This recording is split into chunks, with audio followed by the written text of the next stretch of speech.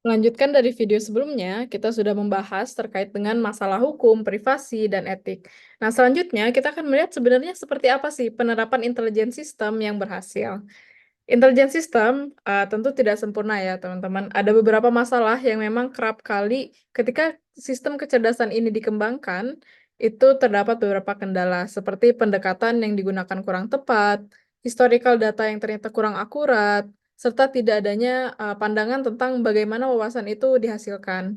Terlepas dari ketidaksempurnaannya, salah satu penerapan intelijen sistem yang berhasil adalah dalam dunia bisnis, yaitu untuk menyesuaikan pengalaman pelanggan, meningkatkan keterlibatan pelanggan, dan mendeteksi masalah serta anomali yang ada dalam suatu data. Berjalan seiringan dengan kegiatan pemanfaatan, suatu intelijen sistem itu berhasil diterapkan juga karena memperhatikan perlindungan keamanan, seperti potensi peretasan juga mempertimbangkan tentang adopsi intelijen sistem itu sendiri ketika digunakan untuk mengatasi masalah. Jika kedua hal ini tidak diperhatikan, maka kembali lagi muncul potensi dampak-dampak negatif lainnya.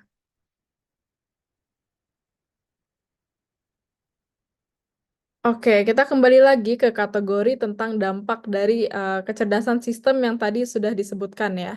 Kategori pertama yaitu dampak sistem kecerdasan pada organisasi, meliputi terbentuknya unit baru yang tadinya tidak ada menjadi ada karena kebutuhan. Jadi kadang ketika ada suatu hal yang baru, memang dia tidak hanya berdampak pada satu atau dua hal lainnya, tapi bisa pada beberapa hal. Yang ketika dalam konteks organisasi, itu bisa saja muncul divisi baru yang ternyata dibutuhkan karena adanya perkembangan terhadap hal lain. Lalu poin kedua, yaitu transformasi bisnis dan meningkatkan keunggulan kompetitif melalui pemanfaatan AI.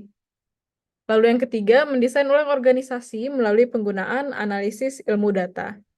Jadi sebenarnya AI ini tidak hanya untuk memberikan transformasi antara hubungan eksternal perusahaan, tetapi pada bagian internal perusahaan atau di dalam perusahaan itu sendiri, itu juga bisa kita perbaiki dengan pemanfaatan AI.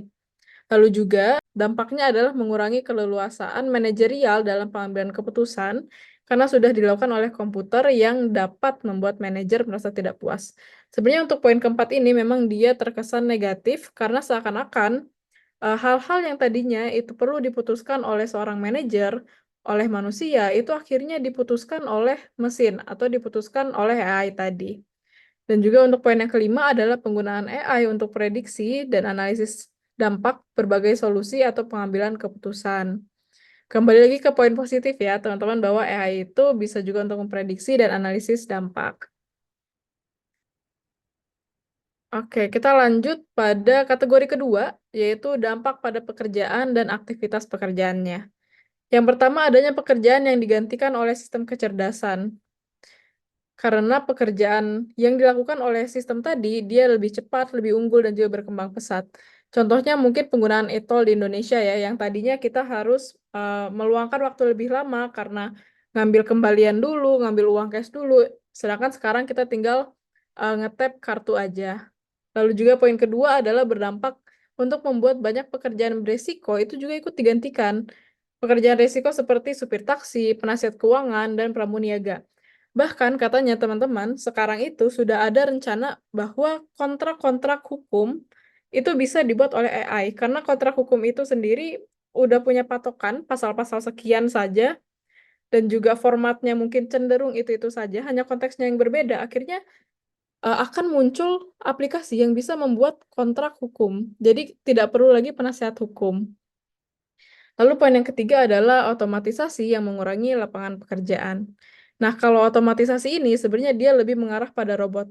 Jadi yang tadinya menggunakan manusia, misal contohnya pada restoran ya teman-teman. Sekarang itu kan sudah ada restoran yang dia menggunakan robot sebagai pelayannya. Jadi yang tadinya suatu bisnis harus mengeluarkan cost untuk menggaji karyawan, itu sekarang tergantikan oleh robot.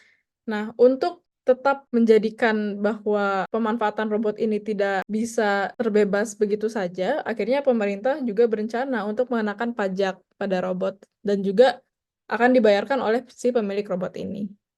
Nah, poin yang keempat adalah penambahan lapangan kerja melalui kolaborasi manusia dan juga mesin. Dan yang terakhir, berdampak pada jenis perubahan yang berubah, seperti pada pelatihan, inovasi, upah, dan sifat pekerjaan itu sendiri.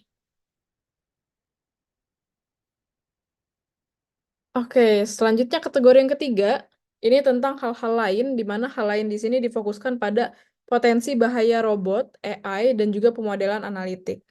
Potensi bahaya lain ini sebenarnya diawali dengan perdebatan antara pendekatan optimis akan teknologi AI dan juga pendekatan pesimis terhadap teknologi AI ini.